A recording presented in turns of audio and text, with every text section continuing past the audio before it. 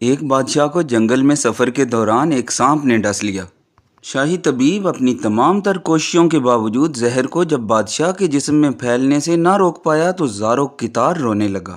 اتنے میں اچانک ایک درویش کہیں سے آ گیا۔ بادشاہ کو زہر کے درد سے تڑپتے ہوئے دیکھا تو بادشاہ کی ٹانگ پر جہاں سانپ نے کاٹا تھا تھوک دیا اور بھاگ گیا۔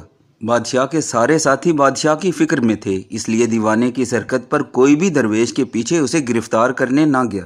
شاہی طبیب نے تھوک صاف کرنے کے لیے ایک رومال پکڑا اور بادشاہ کی زہر سے نیلی ہوتی ٹانگ سے تھوک صاف کرنے لگا، مگر پھر حیران ہوتے ہوئے رک گیا۔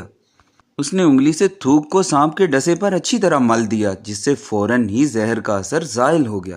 بادشاہ کے ہوش میں آنے پر جب اسے درویش کے تھوک کے قصے کا پتہ چلا تو بادشاہ نے حکم دیا کہ اس درویش کو فوراً ڈھونڈ کر حاضر کیا جائے۔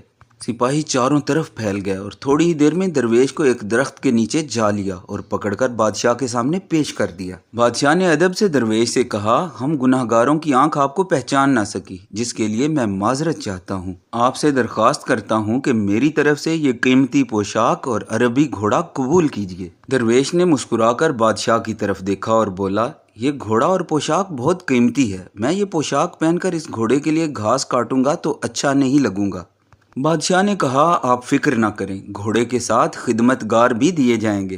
درویش نے کہا، اتنی قیمتی پوشاک، قیمتی گھوڑے اور خادموں کے ساتھ میں رہوں گا کہاں؟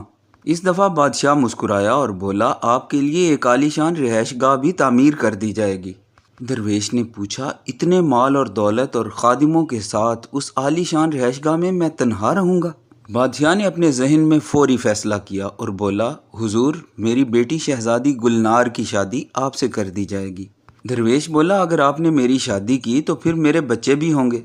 بادشاہ نے جواب دیا، بالکل ہوں گے، ہماری دعا ہے کہ آپ کو کثیر اولاد ملے۔ درویش بولا، اگر ان بچوں میں سے کسی بچے کو خدا نہ خواستہ کچھ ہو گیا تو پھر رونا کس کو پڑے گا؟ بادشاہ نے جواب دیا، حضور، اگر خدا نہ خواستہ ایسا ہوا تو رونا تو پھر آپ کو ہی پڑے گا۔